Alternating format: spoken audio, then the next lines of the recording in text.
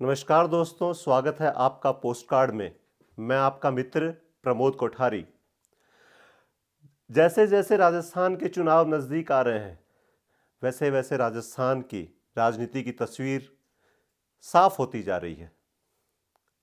जी हाँ, सीकर से सांसद श्री सुमेधानंद सरस्वती का एक बयान आया है और वो बयान ये कहता है कि हमें सचिन पायलट की आवश्यकता नहीं है। हमें मतलब भारतीय जनता पार्टी को सचिन पायलट की आवश्यकता नहीं है। ये तो बहुत पहले से पता था कि भारतीय जनता पार्टी को ही नहीं, कांग्रेस को भी सचिन पायलट की आवश्यकता नहीं है। तभी तो इतने साल से जलील किया जा रहा था, तभी तो कोई तस्वीर साफ नहीं हो पा रही थी। लेकिन जैसे जैसे नज़दीक आएगा चुनाव राजस्थान का, वैसे वैसे हनुमान बेनीवाल की भी किसी को ज़रूरत नहीं पड़ेगी और सचिन पायलट की भी किसी को ज़रूरत नहीं पड़ेगी।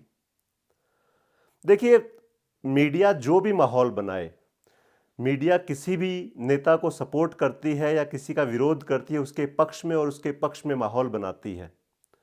लेकिन राजनीतिक पार्टियां और राजनीतिक पंडित जो ऊपर बैठे हुए हैं, वो माहौल से नहीं चलते, वो माहौल से अपनी रणनीति नहीं बनाते। वो इतिहास को और आज के दौर को दोनों को देख करके और आने वाले भविष्य की आंकलन करके उसके बाद रणनीति बनाते हैं। सचिन पायलट के बारे में आज बात करते हैं। कैसे धीरे धीरे राजस्थान की राजनीति को उनकी आवश्यकता महसूस नहीं हो रही, कैसे सुमेधानंद सरस्वती जैसे मजे हुए पॉलिटिशियन ऑन कैमरा कह देते हैं कि बीजेपी को उनकी आवश्यकता नहीं है। जरूर बीजेपी के श्रेष्ठ नेतृत्व ने यह कहा होगा कि हमें सचिन पायलट की आवश्यकता नहीं है, तभी तो सांसद साहब ने आकर के कहा है।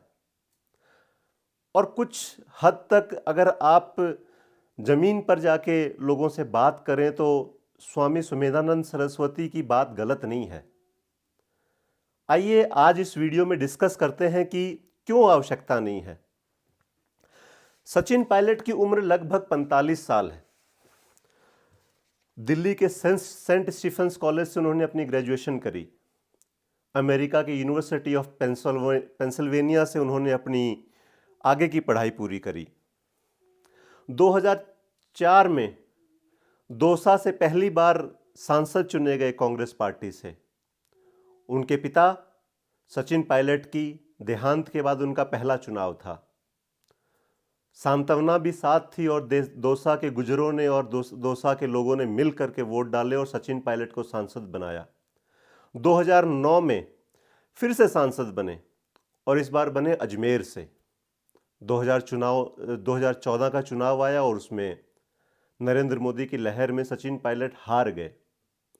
और 2018 में फिर सचिन पायलट को कहीं ना कहीं यह एहसास हो गया कि अब केंद्र में या दिल्ली में कांग्रेस फिर कभी आने वाली नहीं है या आने वाले 10-15 सालों में तो नहीं आएगी, तो वो राज्य की राजनीति में आ गए और राज्य की राजनीति में आके विधायक का चुनाव लड़ा और लोगों को बताया कि मेरे नाम पर वोट आए हैं, मैं कांग्रेस पार्टी को जिता करके लाया हूं।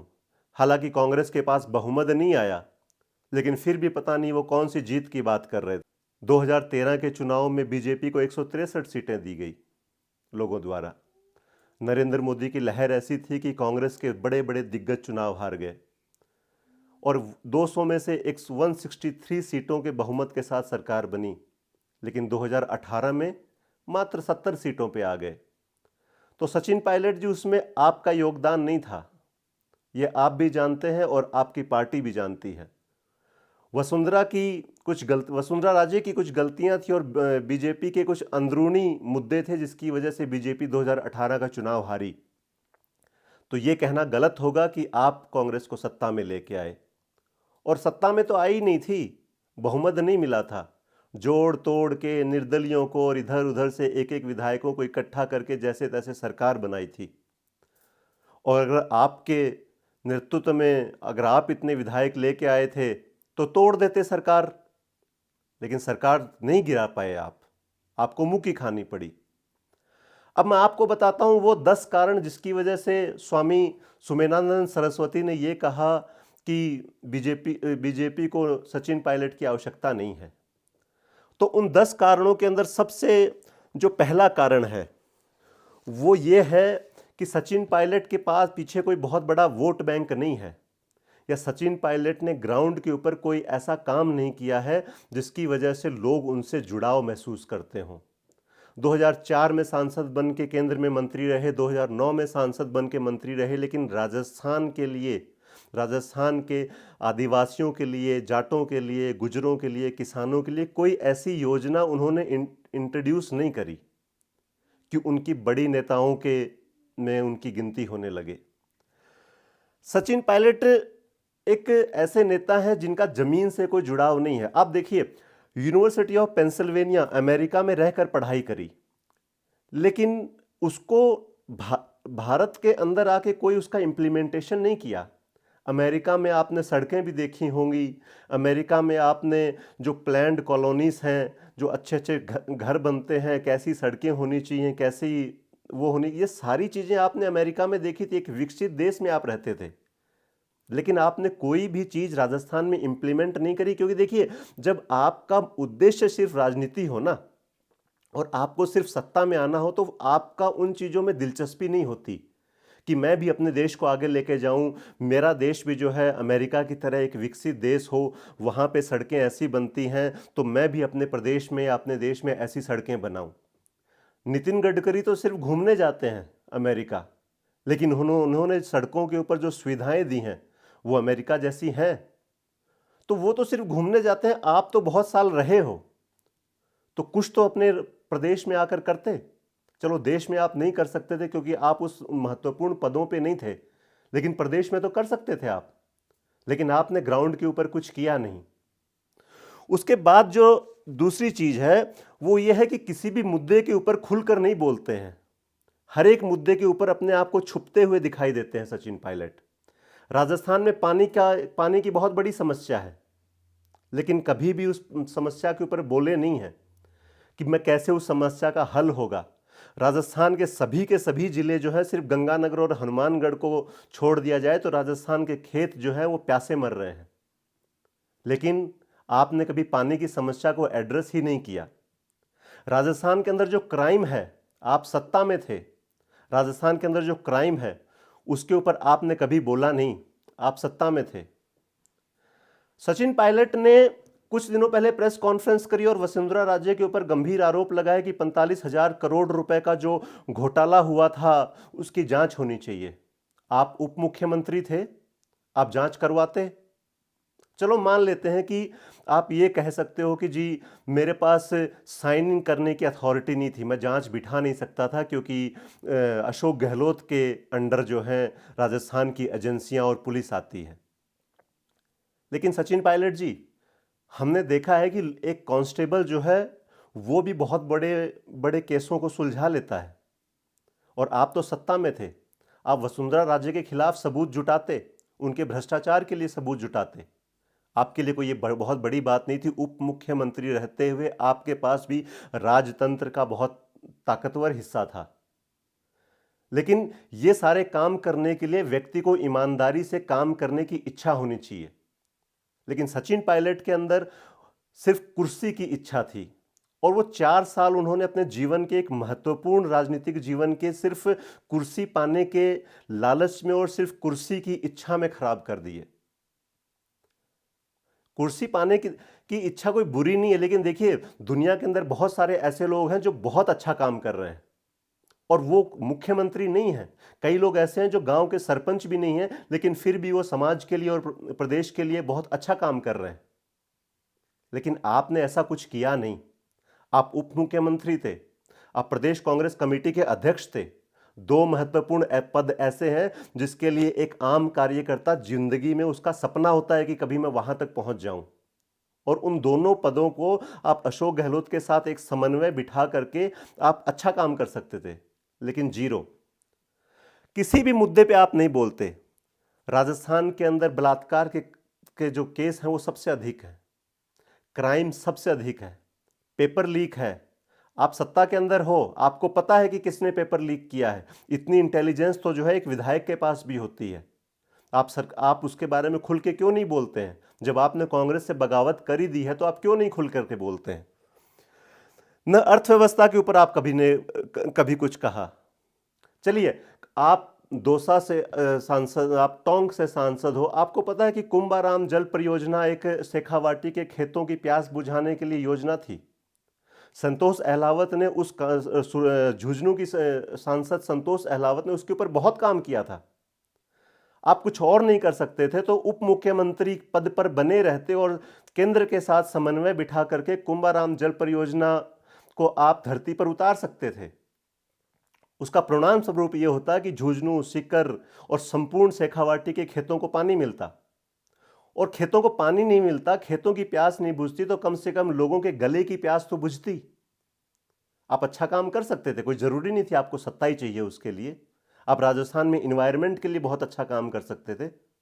लेकिन जब आपके अंदर समाज के लिए और राज्य के लिए सेवा का भाव नहीं होता तो फिर आपका इन चीजों के ऊपर ध्यान नहीं जाता, सचिन पायलट जी।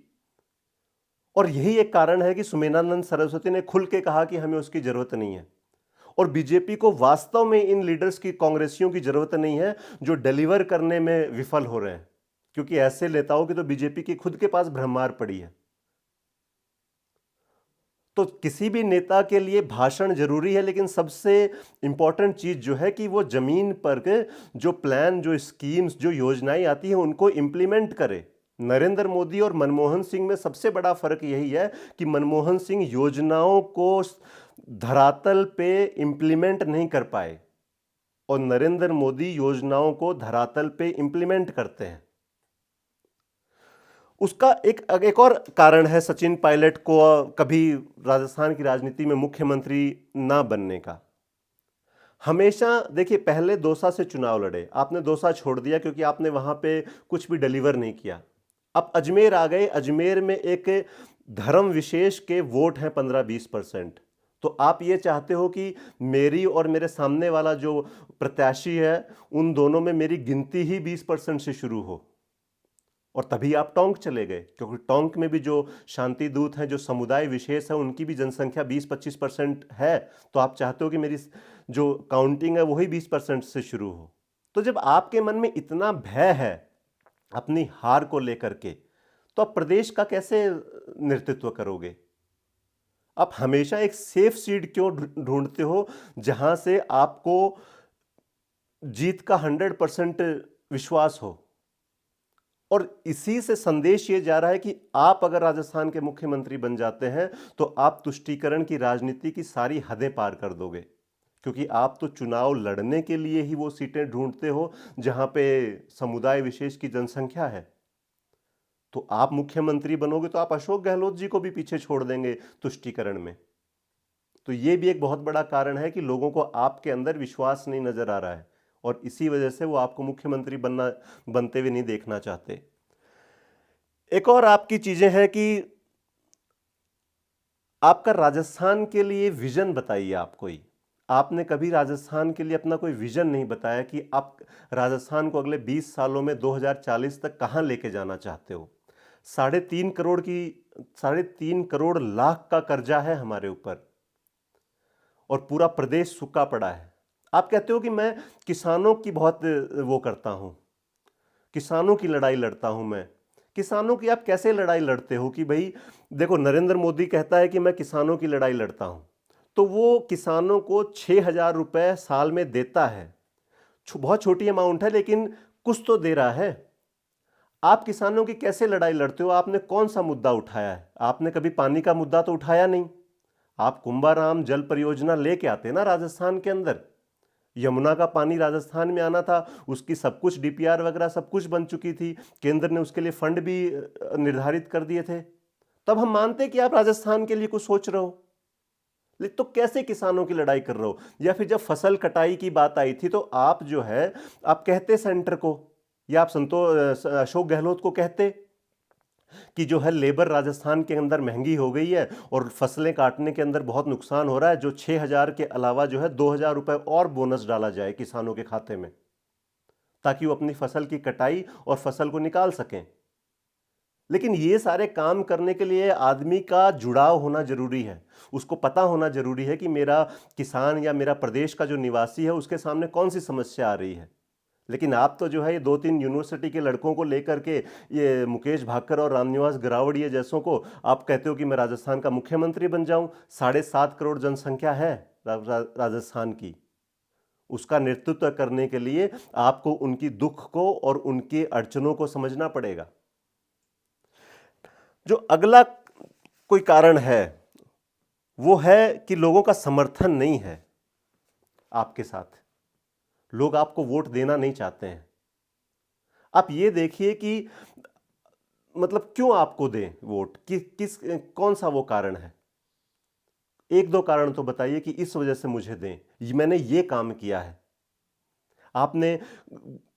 आपने कभी देखा है कि जो बालोतरा है, बाड़मेर है, जैसलमेर है, यहां पे जो लड़कियों की स्कूल है, उन लड़कियों को पढ़ने के अंदर और उनको मूलभूत पढ़ाई के लिए कितना ज्यादा संघर्ष करना पड़ता है, आपको पता ही नहीं होगा। आपने या आपके घर के किसी सदस्य ने ऐसी कोई संस्थान बनाई हो जिनसे इन बच्चियों की गर्ल एजुकेशन के लिए आपने कोई काम किया हो, आपने इन्वायरमेंट के लिए कोई काम किया हो। सारी राजस्थान की जो भूमि है वो तप रही है, गौचर भूमियों को कब्जा किया जा रहा है।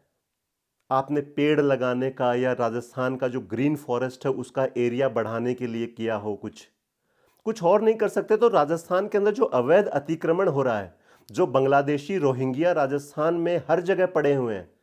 आप तो जयपुर की विधानसभा के आसपास घूमते रहते हो, आपने देखा है कभी यूनिवर्सिटी के पीछे और दिल्ली रोड के ऊपर कितना ज्यादा अवैध अतिक्रमण है? उसको हटाने के लिए आपने कभी कुछ किया हो?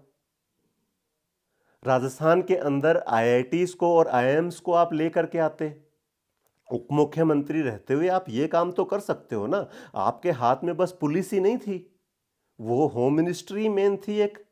बाकी आप जो समाज के कल्याण के लिए और राजस्थान की बेहतरी के लिए अगर कुछ काम करते तो उसके लिए तो अशोक गहलोत नहीं मना कर रहे थे ना आपको, वो आप करते 4.5 साल रह करके।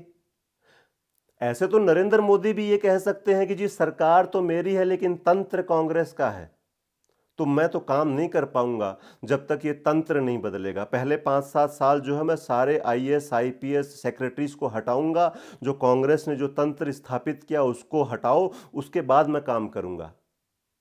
लेकिन नरेंद्र मोदी ऐसा नहीं कहते ना, अधिकारी वही हैं, उनको किसी ना किसी रूप में उनको हटा करके और वो अपनी सरकार चला रहे हैं और डिलीवर करने की कोशिश कर रहे हैं ना। और उनके पीछे तो पूरी अंतर्राष्ट्रीय मीडिया और अंतर्राष्ट्रीय एजेंसियां पड़ी हुई हैं। आपके साथ तो ऐसा कोई चैलेंज नहीं आ रहा।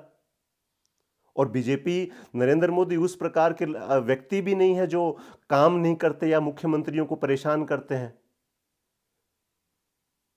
तो आपको एक महत्वपूर्ण पदों पे रहते हुए आप कोई डिलीवरी नहीं कर पाए, और इसीलिए जो है आज आपके खिलाफ लोग खुलकर बोलने लग गए हैं। अब मीडिया मैनेजमेंट जो मर्जी कहे कि सचिन पायलट क्या करेंगे, सचिन पायलट किसका पत्ता काटेंगे, सचिन पायलट इस बार किसको क्लीन बोल्ड करेंगे, उस चीज से फर्क नहीं पड़ता है। फर्क पड़ता है आप कितना आपने ग्राउंड पे डिलीवर किया है। तो दोस्तों, मेरे बताए हुए तथ्य अगर आपको ठीक लगें और मेरे बताए हुए तथ्य आपको लगता है कि ये जमीनी रियलिटी से मिलते जुलते हैं, तो मेरे चैनल को लाइक करिए, सब्सक्राइब करिए, शेयर करिए और कमेंट बॉक्स में बताइए कि मैं और अपने चैनल को कैसे सुधार सकता हूं और मैं कैसे और इसको बेहतर बना सकता हूं। बहुत बहुत धन्यवाद, बहुत बहुत आभार।